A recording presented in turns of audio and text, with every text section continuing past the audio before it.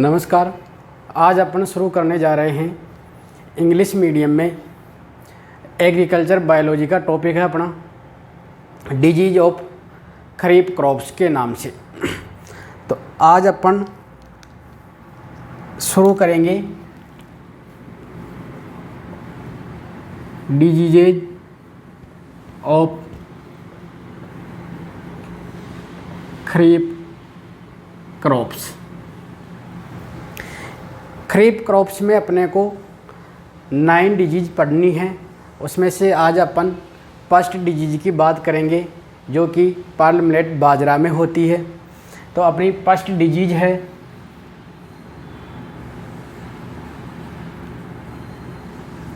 Downy mildew या इसी को कहा जाता है ग्रीन ईयर। बाजरा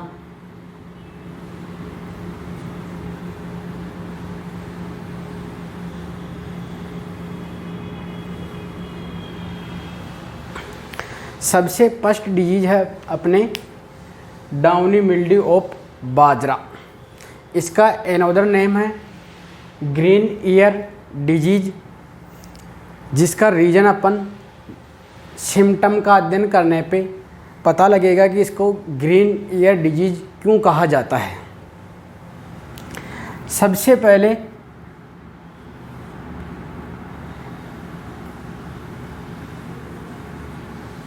इस डिजीज को लोकल लैंग्वेज में क्या कहा जाता है? जोगिया। जोगिया disease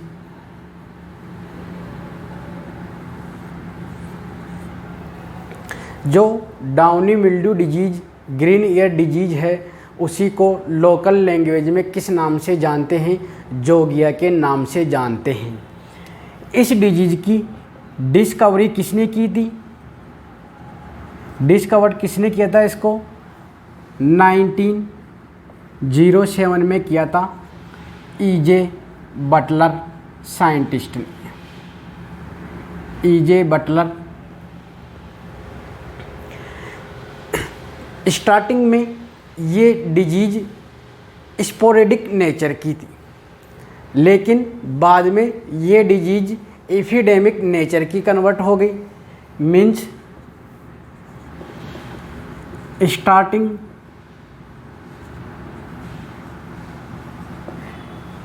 this disease is sporadic nature, but 1975 in Maharashtra and Karnataka is epidemic nature, sporadic and epidemic nature. Sporadic nature means जब क्या होता है इस डिजीज के द्वारा लॉस कम होता है या ये कम एरिया में कम रीजन में फैलती है तो उसको तो क्या कहा जाता है? स्पोरोडिक नेचर। और जब लार्ज एरिया में इस डिजीज का अफेक्टेड हो तो उस नेचर को क्या कहा जाता है? Epidemic nature. सबसे मेन चीज़ क्या है अपने डाउनी मिल्ड्यू ऑफ बाजरा, इसी को किस नाम से जानते हैं? एनोदर नेम क्या है इसका? Green ear disease. Local language में इस डिजीज को किस नाम से जानते हैं? जोगिया डिजीज के नाम से जानते हैं। डिस्कवरी खोज किसने की थी? E.J. बटलर नामक साइंटिस्ट ने की थी। कब की थी? 1907 में की थी इसकी डिस्कवरी। स्टार्टिंग में इस डिजीज का नेचर कैसा था?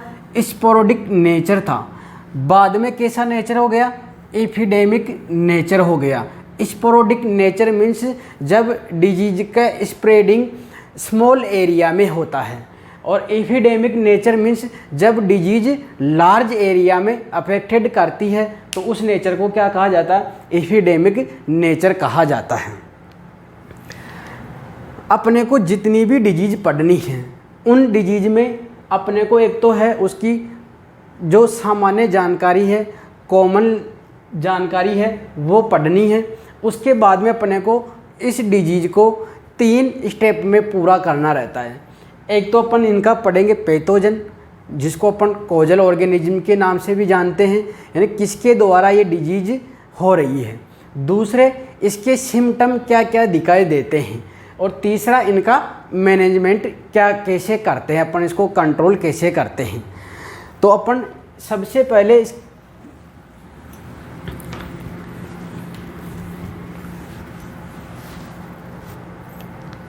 बात करते हैं अपन पैथोजन।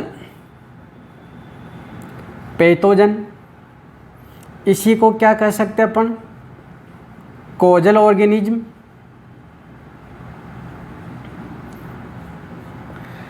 पैथोजन क्या है इसका,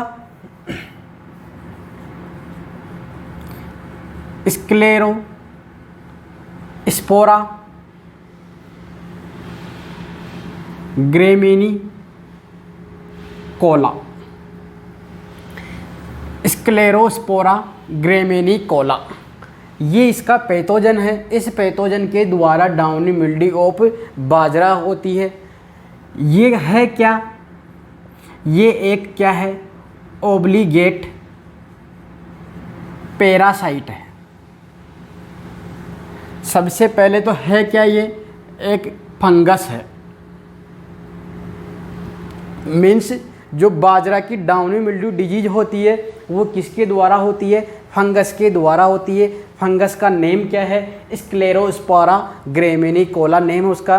और ये इसका नेचर कैसा होता है, जब न्यूट्रिशन की प्रवृत्ति आती है, न्यूट्रिशन का नेचर आता है, तब अपन जो फंगस है उसको अलग अलग क्लासेज में डिवाइड करते हैं। तो उन्हीं में से एक क्लासेज है ओब्लिगेट पैरासाइट। मीन्स सबसे पहले तो यहाँ क्या ध्यान में रखना, 2 वर्ड अपने, एक है पैरासाइट और एक है ओब्लिगेट। पैरासाइट मीन्स तो क्या होते हैं, any organism which feed from another organism. Means ऐसे कोई भी जीव जो क्या करते हैं, अपना भोजन दूसरों से प्राप्त करते हैं, उनको क्या कहा जाता है, पैरासाइट कहा जाता है। यहाँ पे अपने क्या करना है, कौन सा है ये, obligate parasite. Obligate parasite means ऐसे कोई भी ऑर्गेनिज्म जो अपना भोजन केवल किससे प्राप्त करते हैं, लिविंग ऑर्गेनिज्म से। ओब्लिगेट पैरासाइट क्या होता है, parasite which take food from only living organism. आपको क्या मेन वर्ड ध्यान में रखना है, अपना भोजन कहाँ से प्राप्त करते हैं पैरासाइट, केवल लिविंग ऑर्गेनिज्म से प्राप्त करते हैं। तो ऐसे पैरासाइट को क्या कहा जाता है, ओब्लिगेट पैरासाइट कहा जाता है।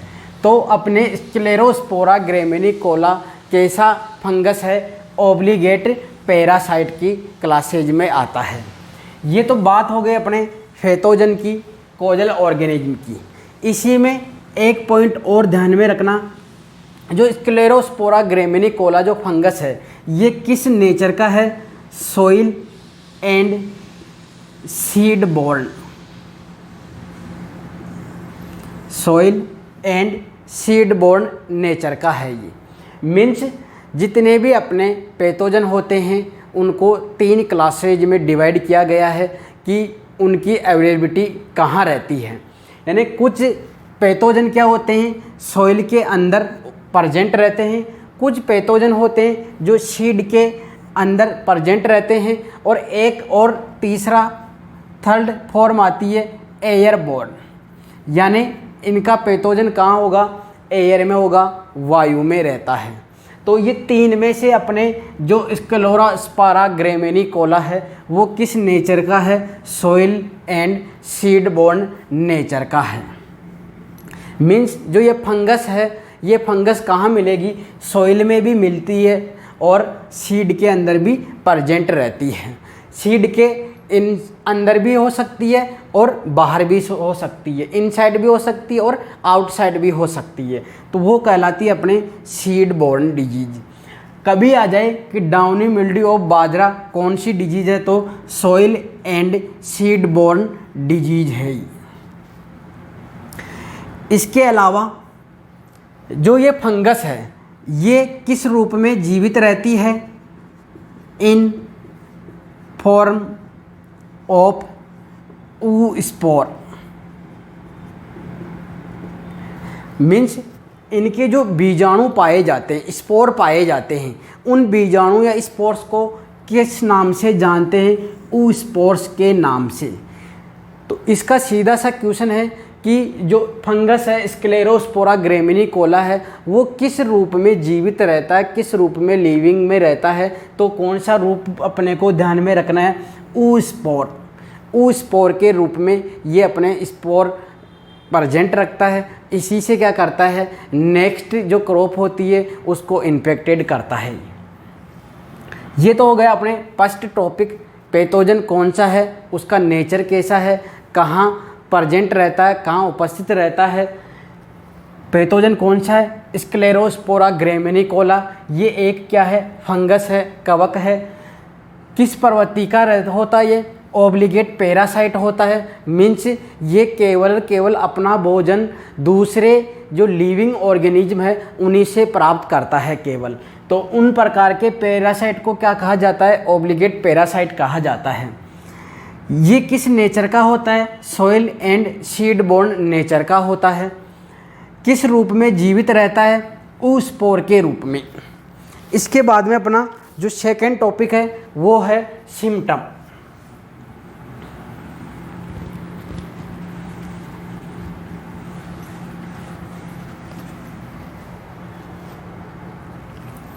सेकेंड टॉपिक क्या अपनी?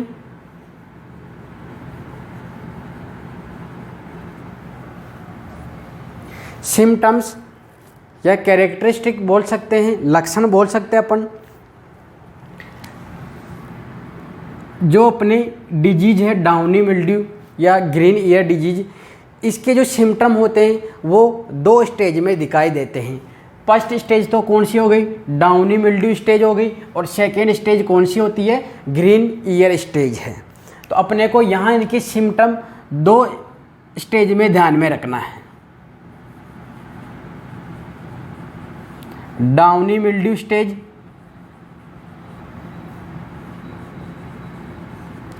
और ग्रीन ईयर स्टेज। पहले अपन डिस्कस करेंगे फर्स्ट स्टेज को, डाउनी मिल्ड्यू स्टेज को।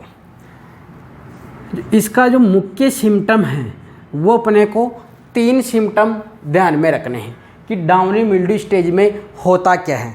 सबसे पहले तो डाउनी मिल्ड्यू स्टेज के सिम्टम कहाँ दिखाई देते हैं? This stage symptom seen in leaves। इसमें कहाँ पे दिखाई देते हैं?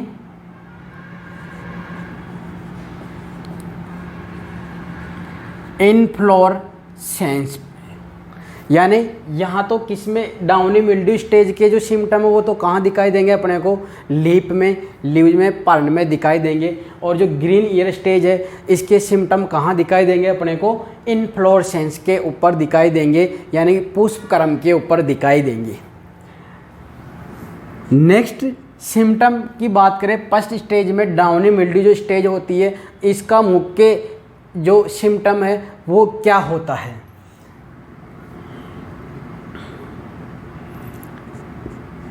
Infected leaves are chlorotic. Chlorotic word ध्यान में रखना अपने को, and plant standard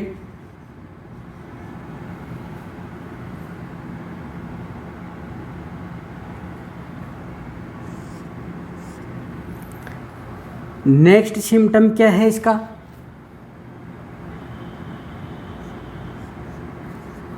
yellow and white strip seen on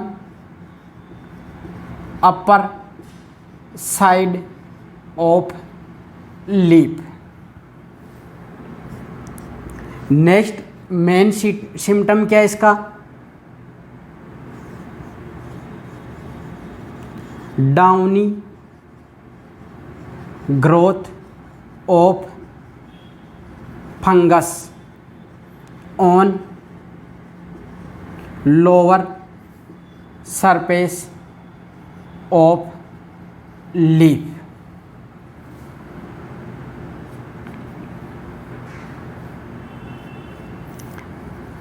plant are twisted and wrinkled. यहाँ प्लांट्स लीफ, यहाँ अपने को मुख्य चीज़ क्या ध्यान में रखनी है, फर्स्ट स्टेज की बात कर रहे हैं अपन। फर्स्ट स्टेज में सबसे पहले तो क्या ध्यान में रखना, जो डाउनी मिल्ड्यू स्टेज होती है इसके जो सिम्टम होते हैं वो कहाँ दिखाई देते हैं अपने को, लीफ के लीव्स के ऊपर दिखाई देंगे। सबसे फर्स्ट सिम्टम की बात हो गई। दूसरा, जो इन्फेक्टेड लीव्स होती है, जिस लीफ पे ये डिजीज़ दिखाई दे रही है वो लीफ कैसी हो जाती है, क्लोरोटिक। क्लोरोटिक मीन्स जो लीफ में क्लोरोफिल पाया जाता है, जो क्या है, एक ग्रीन पिगमेंट है। जो लीफ का ग्रीन कलर होता है वो किसके कारण होता है, क्लोरोफिल की प्रेजेंस के कारण होता है। जब वो क्लोरोफिल नष्ट हो जाता है तो क्या हो जाता है, लीफ क्या हो जाती है, येलो कलर में कन्वर्ट हो जाती है। उसी को क्या कहा जाता है, क्लोरोटिक कहा जाता है। मीन्स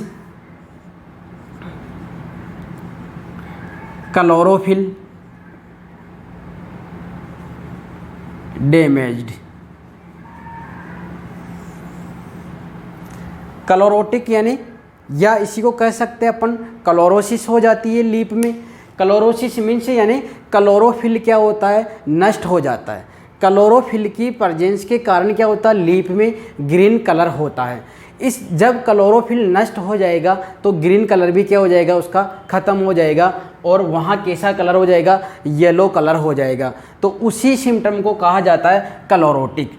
तो यानी कि जो इन्फेक्टेड लीव जो होती है उनमें से क्या होता है, क्लोरोफिल नष्ट हो जाता है। उस कारण क्या होती है, लीफ क्या हो जाती है, येलो कलर में कन्वर्ट हो जाती है, जिसको अपन एक वर्ड से अपन डिनोट कर रहे हैं कि क्लोरोटिक हो जाती है लीफ। और प्लांट कैसा हो जाता है, स्टैंड, यानी कि प्लांट की जो हाइट होती है वो छोटी रह जाती है, कम रह जाती है। इसके बाद में आता है जो अपने लीफ होती है। जैसे मानो कि ये अपने लीफ है, ये हो गई अपर साइड और ये हो गई नीचे लोअर साइड। तो जो अपर साइड होती है इसके ऊपर क्या होती है, येलो और वाइट जो कलर होता है उसकी स्ट्रिप्स यानी धारियाँ दिखाई देती है। Yellow and white stripes seen on upper side of leaf, यानी कि जो लीफ होती है उसके ऊपर की साइड में, अपर साइड में क्या होती है, येलो और वाइट जो कलर होता है उसकी लाइनें दिखाई देती है, जो क्या होती है आगे जाके कौन से कलर में बदल जाती है, ब्राउन कलर में। जब एडवांस स्टेज आती है, जब डिजीज का इन्फेक्शन हाई हो जाता है, तब जो ये स्ट्रिप्स है येलो वाइट कलर की, ये किस में कन्वर्ट हो जाती है, ब्राउन कलर में कन्वर्ट हो जाती है। इसके बाद में नेक्स्ट अपना जो सिम्टम आता है डाउनी मिल्ड्यू स्टेज का, वो क्या है, downy growth of fungus. Means ये लीफ है अपने, एक अपर साइड ये है और एक लोअर साइड ये है। जो लोअर साइड होती है इस लोअर साइड में क्या होते हैं जो अपने फंगस है, फंगस कौन सा था, स्क्लेरोस्पोरा ग्रेमिनिकोला। उस फंगस की क्या होती है, जो लोअर साइड होती है वहाँ पे क्या होती है, ग्रोथ दिखाई देती है, एक जाल नुमा संरचना दिखाई देती है, तो उसको कहा जाता है डाउनी ग्रोथ ऑफ फंगस। तो ये कहाँ पे दिखाई देगी, डाउनी साइड में, यानी मीन्स लोअर सरफेस में। नाम ही क्या है इस डिजीज का, डाउनी मिल्ड्यू। डाउनी मिल्ड्यू यानी कि जो डाउन साइड है मीन्स लोअर साइड है, वहाँ पे क्या होगी, फंगस की ग्रोथ दिखाई देती है। इसके बाद में नेक्स्ट सिम्टम क्या आता है, जो प्लांट लीफ होती है वो कैसी होती है, घुमावदार हो जाती है और आपस में उलझ जाती है। तो उसको कहा जाता है, जो प्लांट लीफ होती है वो कैसी हो जाती है, ट्विस्टेड यानी गोल गोल हो जाती है, और रिंकल्ड यानी आपस में उलझी हुई संरचना में उपस्थित रहती है। तो ये तो है अपने डाउनी मिल्ड्यू स्टेज के सिम्टम। इसके बाद में अपन बात करते हैं सेकेंड स्टेज की अपने, कि सेकेंड स्टेज में कौन कौन से सिम्टम दिखाई देंगे। ग्रीन ईयर स्टेज, इस स्टेज के सिम्टम के कारण ही इसका नाम क्या पड़ा है, ग्रीन ईयर डिजीज ऑफ बाजरा।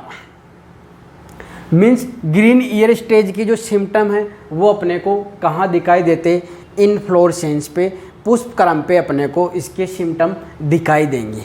सबसे मेन सिम्टम क्या है इसका, जो इनफ्लोरेसेंस होता है,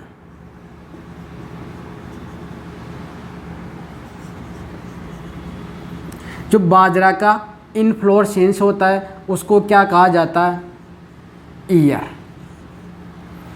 हिंदी में अपन बाली भी कह सकते हैं, सिट्टा भी कह सकते हैं। जैसे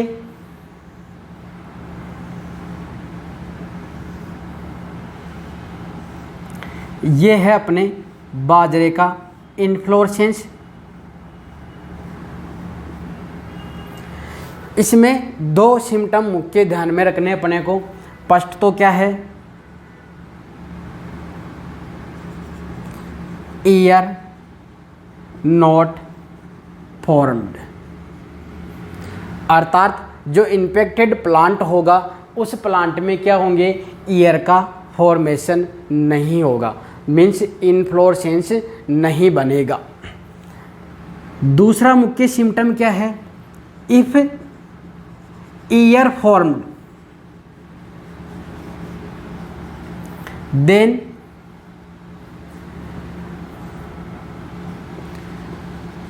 upper portion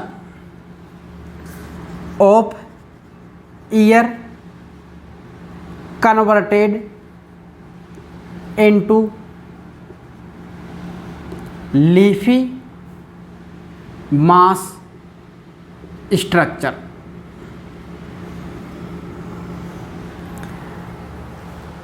सबसे पहले तो क्या होता है, जो इन्फेक्टेड प्लांट होते हैं उनमें ईयर का फॉर्मेशन नहीं होता है, इनफ्लोरेसेंस का फॉर्मेशन नहीं होता है।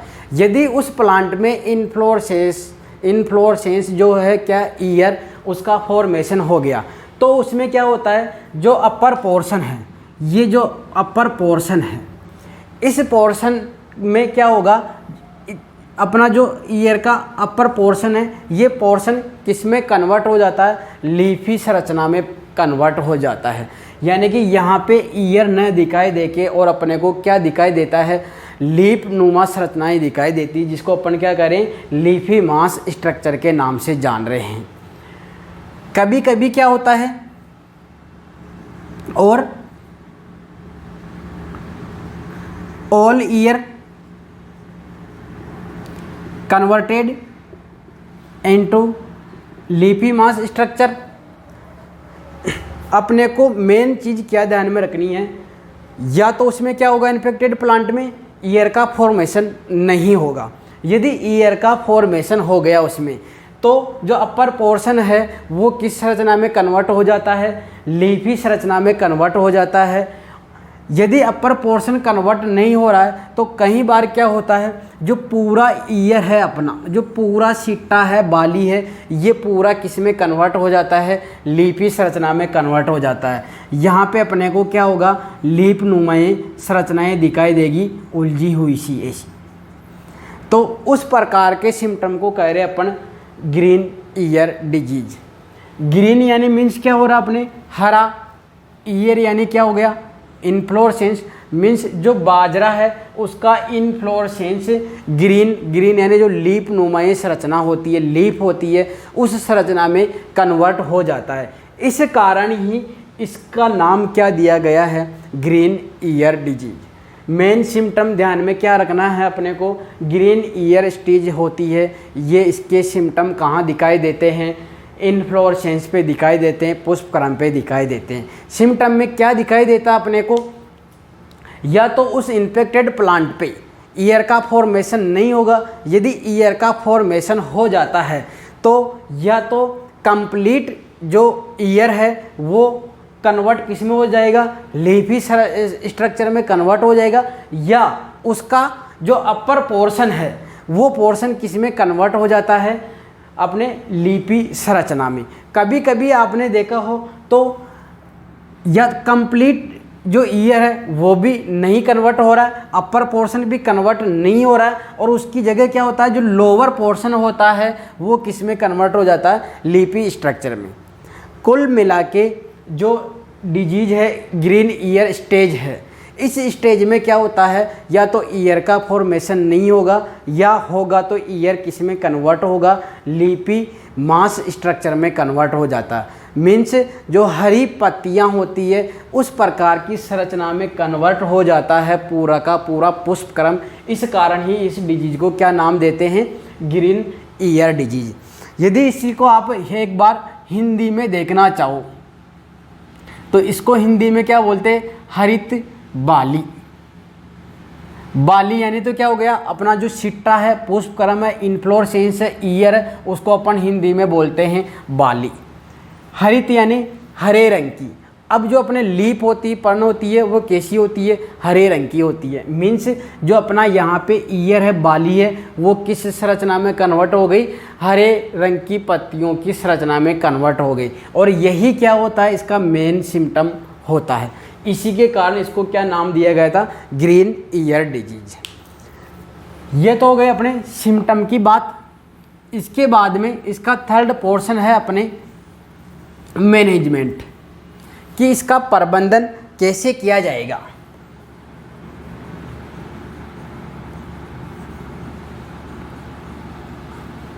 मैनेजमेंट कैसे करते हैं इसका, तो मैनेजमेंट में अपने को जितनी भी डिजीज पढ़नी है उसमें 3 स्टेप ध्यान में रखनी है। एक तो कल्चरल मैनेजमेंट, केमिकल मैनेजमेंट, और third biological management. Cultural management में क्या क्या प्रैक्टिसेज करते हैं अपन, फर्स्ट तो है अपनी healthy and certified seed use. Cultural practice में क्या ध्यान में रखना अपने को मैनेजमेंट में, एक तो अपने को क्या करना चाहिए, जो हेल्थी स्वस्थ बीज हो और सर्टिफाइड हो, प्रमाणित बीज हो, उसी का उपयोग अपने को किस में करना चाहिए, सोविंग करने में उसका उपयोग करना चाहिए। दूसरा डीप समर प्लगिंग,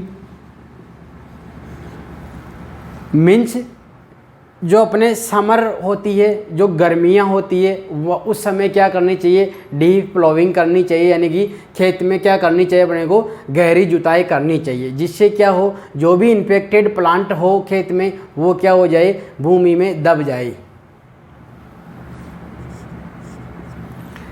जो इसका कल्चरल प्रैक्टिसेज में अपन जो प्रैक्टिस करते हैं वो थर्ड प्रैक्टिस आती है बर्न्ड, क्रॉप रेजिडुअल, मीन्स खेत में जो भी क्रॉप के अवशिष्ट पदार्थ है, रेजिडुअल कंपोनेंट्स है, उनको क्या कर देना चाहिए, उनको जला देना चाहिए।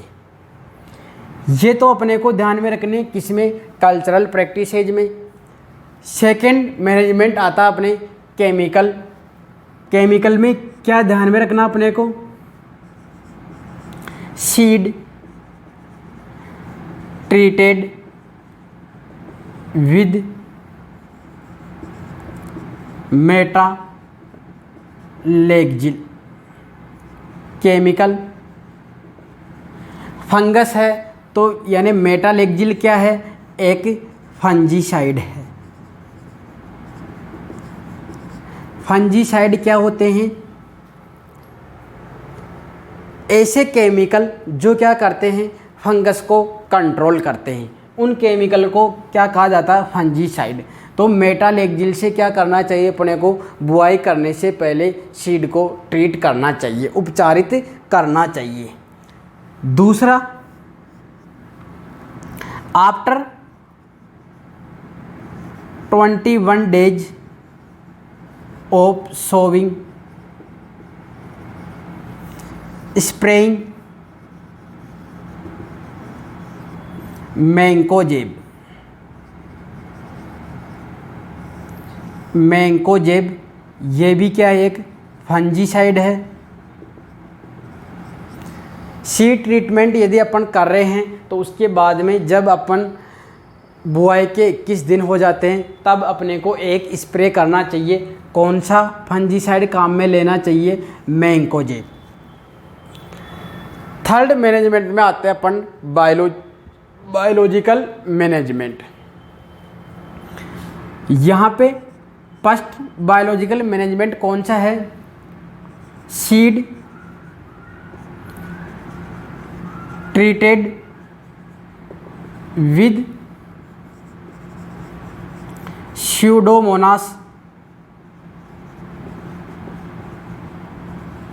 Fluorescence and trichoderma culture. Biological control में स्यूडोमोनास क्या है, अपने बैक्टीरिया है।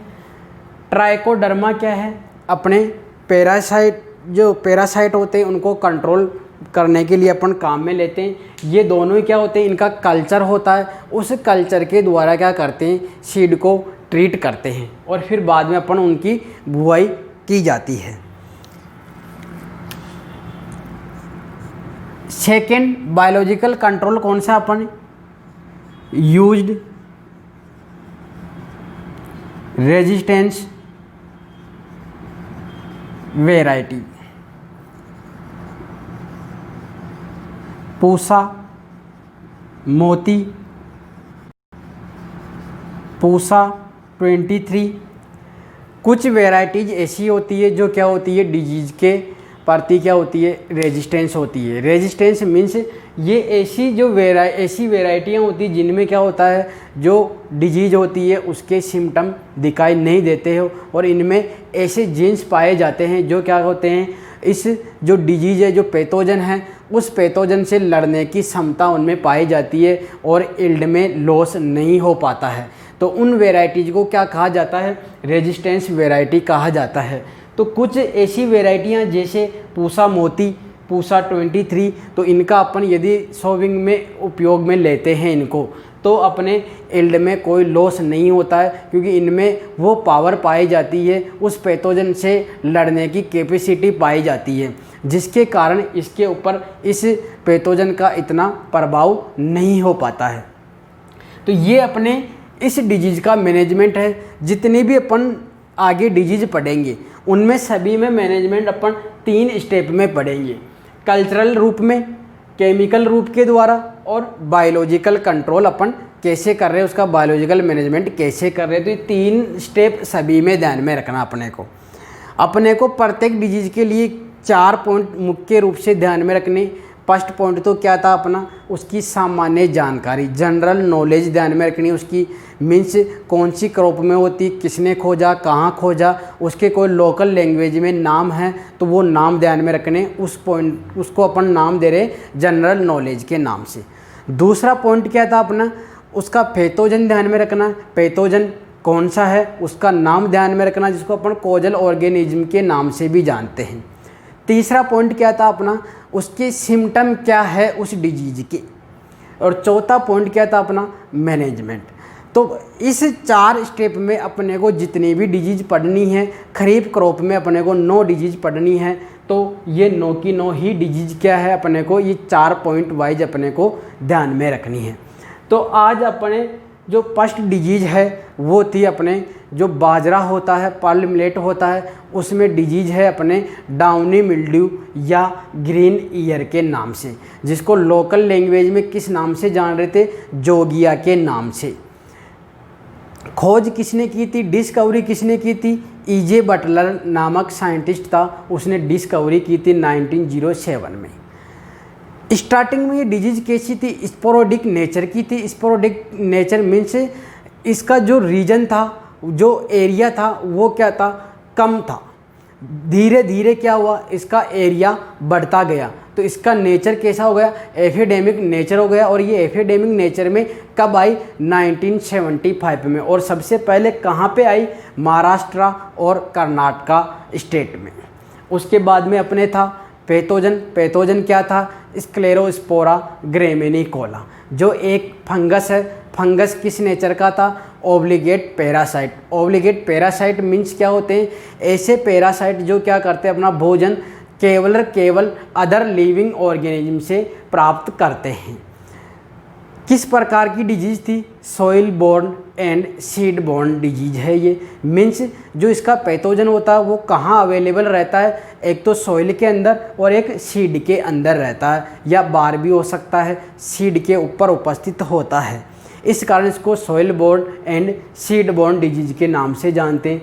ये जो फंगस है ये किस रूप में जीवित रहता है, तो oospore के रूप में जीवित रहता है। इसके बाद में अपने नेक्स्ट पॉइंट आया था अपने सिम्टम क्या होते इसके, तो इसके सिम्टम 2 स्टेज में दिखाई देते। एक होती है डाउनी मिल्ड्यू स्टेज और दूसरी होती है अपने green ear stage. Downy mildew stage में अपने को मुख्य रूप से 3 पॉइंट ध्यान में रखने हैं। डाउनी मिल्ड्यू स्टेज के तो जो सिम्टम कहाँ दिखाई देंगे अपने को, लीफ पे, और जो ग्रीन ईयर स्टेज है उसके कहाँ दिखाई देंगे अपने को, जो इनफ्लोरेसेंस होता है, पुष्पक्रम होता है, वहाँ पर दिखाई देंगे। डाउनी मिल्ड्यू स्टेज में क्या होगा, जो लीफ है उसकी अपर साइड में तो क्या होगा, क्लोरोटिक हो जाएगी। क्लोरोटिक मीन्स उसका क्लोरोफिल नष्ट हो जाएगा, जिसके कारण क्या हो जाती है, वो येलो कलर में कन्वर्ट हो जाती है। अपर साइड में क्या होता है, येलो और वाइट कलर की जो स्ट्रिप्स है वो दिखाई देती है, जो बाद में क्या होती है, लेटर स्टेज में क्या होती है, ब्राउन कलर में कन्वर्ट हो जाती है। नेक्स्ट सिम्टम क्या था इसका, जो लोअर साइड होती है, वो लोअर साइड में क्या होता है, जो फंगस है उसकी डाउनी ग्रोथ दिखाई देती है। और प्लांट कैसा हो जाता है, जो प्लांट की लीफ है वो कैसी हो जाती है, ट्विस्टेड यानी घुमावदार हो जाती है, रिंकल्ड हो जाती है, उलझी हुई दिखाई देती है अपने को। ग्रीन ईयर स्टेज में क्या था, या तो जो इन्फ्लोरेसेंस है उसका निर्माण बिल्कुल नहीं होगा, यदि हो जाता है, उसका फॉर्मेशन हो जाता है, तो या तो पूरा का पूरा इन्फ्लोरेसेंस, या उसका अपर पोर्शन, या उसका लोअर पोर्शन, ये किस संरचना में कन्वर्ट हो जाता है, लीफ नुमा संरचना में, लीफ स्ट्रक्चर में कन्वर्ट हो जाता है। इस कारण जो ईयर होता है, इन्फ्लोरेसेंस होता है, वो एक लीफ स्ट्रक्चर में दिखाई देता है ग्रीन कलर की। इस कारण इसका नाम क्या हो गया था, ग्रीन ईयर डिजीज। उसके बाद में अपने मैनेजमेंट था। कल्चरल मैनेजमेंट में हेल्थी और सर्टिफाइड सीड यूज में लेना चाहिए सोविंग के लिए, डीप समर प्लॉगिंग करनी चाहिए, और जो क्रॉप के रेजिड्यूज होते हैं उनको जला देना चाहिए। केमिकल में सीड का ट्रीटमेंट करना चाहिए सोविंग से पहले, और ट्रीटमेंट किसके द्वारा करते हैं, मेटालेक्जिल फंजीसाइड के द्वारा। 21 दिन जब हो जाए बुआई के बाद में, सोविंग के बाद में, तब अपने को मैंकोजेब का स्प्रे करना चाहिए। बायोलॉजिकल मैनेजमेंट कैसे कर रहे हैं, एक तो अपने को जो बायोलॉजिकल एजेंट होते हैं उनके द्वारा सीड का ट्रीटमेंट करना चाहिए। और कौन सा था, एक तो है स्यूडोमोनास फ्लोरेसेंस और एक है ट्राइकोडर्मा कल्चर, इनके द्वारा सीड का ट्रीटमेंट करना चाहिए। और कुछ वेराइटियां हैं जो रेजिस्टेंट होती है, उनका उपयोग अपने को सोविंग के लिए करना चाहिए, जैसे पूसा मोती है और पूसा 23 है। ये आज का अपना फर्स्ट लेक्चर है जो कि डाउनी मिल्डी ऑफ बाजरा के नाम से है। ये अपने फर्स्ट डिजीज़ कंप्लीट है। इसके बाद में अपन सेकेंड डिजीज़ नेक्स्ट लेक्चर में स्टार्ट करेंगे जो है अर्गट डिजीज़ ऑफ बाजरा के नाम से।